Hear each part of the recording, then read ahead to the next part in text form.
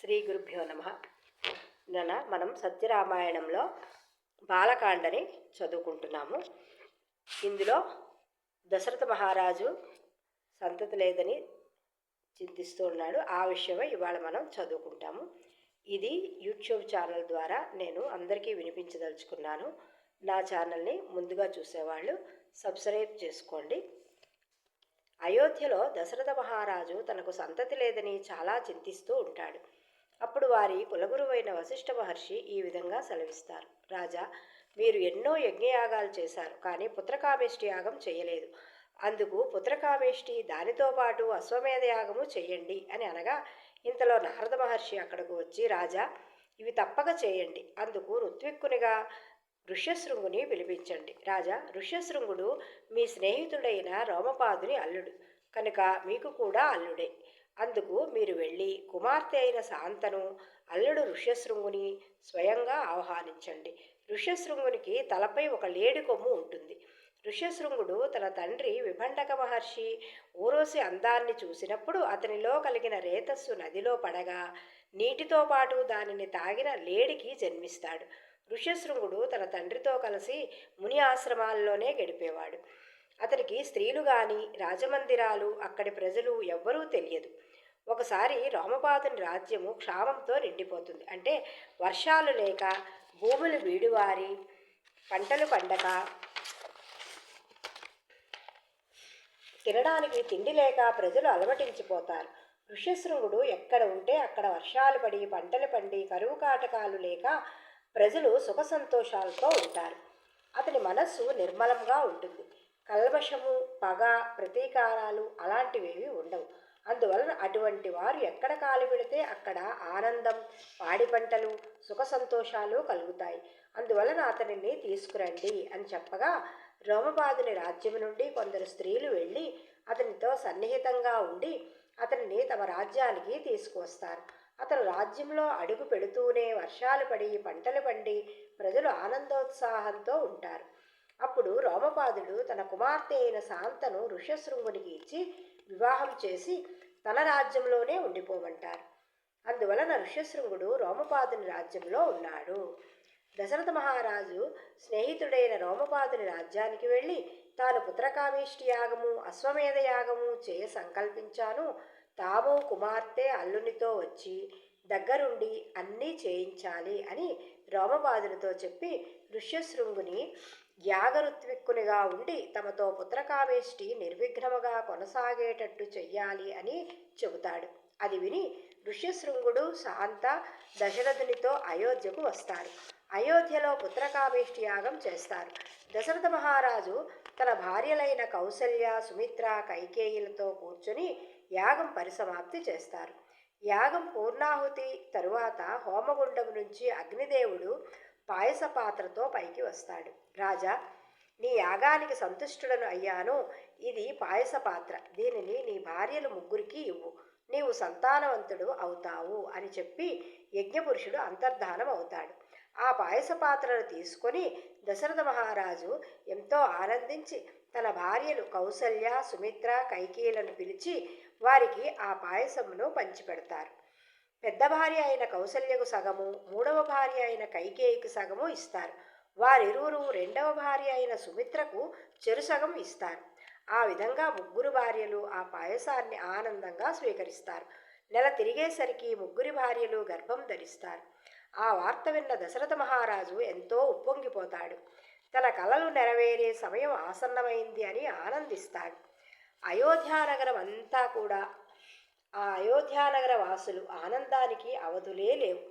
నవమాసాలు నిండిన తరువాత ఒక శుభముహూర్తాన చైత్రశుద్ధ నవమి నాడు కౌసల్య ఒక కుమారుని కన్నది. ఆ వెంటనే కైకేయి ఒక కుమారుని ప్రసవించింది. తదనంతరము సుమిత్ర కూడా 2 పిల్లలను కన్నది. ఇప్పుడు దశరథ మహారాజు గారికి 4 కుమారులు. ఈ వార్త వినగానే అయోధ్యలో ఆనందోత్సాహాలు మిన్నంటాయి. దశరథ మహారాజు గారు మంత్రులను పిలిచి ఇలా అన్నారు. ఊరంతా మామిడి తోరణాలు కట్టండి, మంగళవాద్యాలు మ్రోగించండి, బ్రాహ్మణులకు దక్షిణలు ఇవ్వండి, దానాలు చేయండి. దశరథ మహారాజు పిల్లలను చూశారు. చాలా ఆనందించారు. ముగ్గురు రాణులకు ఎన్నో ప్రశంసలు అందించారు. ఆభరణాలు, పట్టు వస్త్రాలు బహూకరించారు. పురుడు తీరింది. 11 రోజుల తరువాత ఆ పిల్లలకు బాలసార చేశారు. వారి కులగురువు అయిన వశిష్ఠుడు నామకరణ మహోత్సవం చేయదలచి వచ్చాడు. దశరథ మహారాజు తమ 3 భార్యలు కౌసల్య, సుమిత్ర, కైకేయులతో 4 పిల్లలను ఎత్తుకొని పీటల మీద కూర్చున్నారు. ఇక నామకరణ మహోత్సవం జరుగుతున్నది. ముందుగా కౌసల్యా కుమారుడు రాముడు, కౌసల్యా కుమారునికి రాముడు అని, కైకేయి కుమారునికి భరతుడు అని, సుమిత్ర కుమారులకు లక్ష్మణుడు, శత్రుఘ్నుడు అని నామకరణములు చేశారు. రమయతి ఇది రామ, అతన్ని చూచినంతనే అందరికీ ఆనందాన్ని కలిగించేవాడు రాముడు. భరత, భరించేవాడు భరతుడు. తనది కాదని తెలిసిన దానిని పదిలంగా వారికి అప్పగించేవాడే భరతుడు. లక్ష్మణో లక్ష్మి సంపన్న, అంటే ఎదుటివారి ఆనందంలో తన సంపదని వెతుక్కునేవాడే లక్ష్మణుడు. శత్రువులను జయించేవాడు శత్రుఘ్నుడు. శత్రువులు అంటే మనకు అపకారం చేసేవాళ్ళు బయట కనిపించేవారు కాదు, అంతఃశత్రువులు. కామ, క్రోధ, లోభ, మోహ, మదమాశ్చర్యములు అనేవి. ఈ విధంగా వారికి నామకరణములు చేశారు. వాటికి తగ్గట్టుగానే వారు పెరుగుతూ వచ్చారు. దశరథ మహారాజు ఒకరిని, కౌసల్య ఒకరిని, సుమిత్ర ఒకరిని, కైకేయి ఒకరిని ఎత్తుకొని రాజమందిరానికి వస్తే రాజ్య ప్రజలందరూ వచ్చి ఆ పిల్లలను చూచి చాలా ఆనందించారు. వారి 4 ఊయలలో వేసి ఊపుతూ ఉంటే దశరథుడు వారిని చూసి ఎంతో పొంగిపోతూ ఉండేవాడు. కైకమ్మ రాముని ఒక్క క్షణం కూడా వదలకుండా ఆటపాటలతో కాలం గడుపుతూ ఉండేది. రాముడు చిట్టి చిట్టి అడుగులు వేస్తూ నడుస్తుంటే పాదాలు ఎక్కడ కందిపోతాయో అని రామా అటు రామా ఇటు అంటూ తన చేతులు ఆయన పాదాల కింద పెడుతూ ఆయన్ని లాలిస్తూ మధ్య మధ్యలో ఎత్తుకొని ఎవ్వరికీ ఇచ్చేది కాదు. రాముడు అన్నం పెడితే తిననని మారాం చేసేవాడు.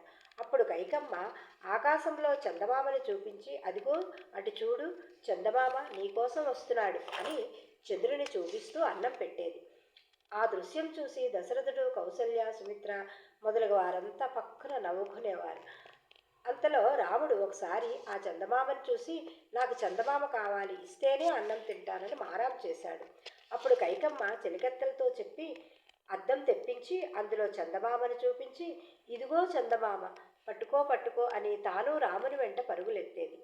అలా రాముని ముద్దుమోము చూసి ఆ నింగినున్న చందమామ సిగ్గుతో తన మోముని మబ్బులలో దాచుకున్నాడు. ఆ విధంగా రామలక్ష్మణ భరత శత్రుఘ్నుల ఆటపాటలను చూసి రాజమందిరం మొత్తం తమ పనులను మాని అలా నివ్వెరపోయి చూస్తూ ఉండేవారు. రాముని నుండి చూపులను మరల్చుకోలేకపోయేవారు. దశరథ మహారాజు తన కులగురువు వశిష్ఠుని పిలిచి పిల్లలకు అక్షరాభ్యాసం చేసి విద్యాబుద్ధులు నేర్పించాలని చెప్పారు. అంత వశిష్ఠుడు వారి 4 అక్షరాభ్యాసం చేయించాడు. వశిష్ఠుల వారి పిల్లలకు అన్ని శాస్త్రాలు నేర్పిస్తూ వాటితో పాటు పెద్దల ఎడల గౌరవము, తల్లిదండ్రులు, గురువులపై భక్తి, వినయ విధేయతలను నేర్పిస్తూ సాటివారిపై ప్రేమాభిమానములతో మెలగవలనని చెప్పారు. అంతేకాక ధనుర్విద్య, కత్తిసాము మొదలగు విద్యలన్నీ నేర్పుతూ రాజకుమారులకు కావలసిన రాజవంశ సభా మర్యాదలు మొదలగునవి నేర్పించారు. అలా అన్నదమ్ములు గురువులకు శుశ్రూష చేస్తూ అన్ని విద్యలు నేర్చుకున్నారు. దేవతలకు అభయమిచ్చినట్లుగా నారాయణుడే భూమిపై మనిషి రూపంలో జన్మించి భూభారాన్ని తీర్చడానికై రాక్షస సంహారము చేయడానికి 10 నెలలు కౌసల్య గర్భవాసం చేసి నరునిగా జన్మించాడు. విష్ణుమూర్తి ఆదిశేషువును లక్ష్మణుడిగా, శంఖచక్రములను భరత శత్రుఘ్నులుగా జన్మింపచేసి తానే స్వయంగా శ్రీరామచంద్రునిగా భూమి మీద అవతరించాడు. శ్రీరామచంద్రుడు మూర్తీభవించిన ధర్మదేవత. ధర్మమే రాముడు, రాముడే ధర్మము. ఎప్పుడూ ధర్మంగానే నడుస్తాడు. ఆజానుబాహుడు, నీలమేఘము ఛాయగలవాడు, కలువరేకుల వంటి కన్నులు గలవాడు. ధర్మాన్ని రక్షించడానికే పుట్టి తాను స్వయంగా ధర్మాన్ని ఆచరిస్తూ ఇతరులచే ఆచరింపచేసేవాడు. నడిచే ధర్మమే ఆ రామచంద్రమూర్తి. అందుకే ఆ కాలంలో అయోధ్యలో ధర్మము 4 పాదాల నడిచేది. రాజ్యం సుభిక్షంగా ఉండేది. ఎక్కడా దెబ్బలాటలు, దొంగతనాలు, దోపిడీలు, కుల పోరాటాలు లాంటివి ఉండేవి కావు. ప్రజలందరూ అన్నదమ్ముల వలె ఐకమత్యంగా మెలిగేవారు. ఆ కాలంలో నెలకు 3 వానలు కురిసేవి. పొలాలు సస్యశ్యామలంగా ఉండేవి. మంచి పంటలు పండేవి. రామరాజ్యంలో పాడి పంటలకు లోటే లేదు. అన్నార్తులే ఉండేవారు కాదు, యాచకులే లేరు. అలా శ్రీరామచంద్రుడు తల్లిదండ్రులకు ఆదర్శ బిడ్డగా, గురువులకు వినయ విధేయతలు గల శిష్యునిగా, తమ్ములకు అభిమానం గల అన్నగా ఉంటూ తోటివారిపై ప్రేమాభిమానములను చూపుతూ పెద్దలైన వారి మన్ననలను చూరగొని వారి మన్ననలు అందుకున్నాడు.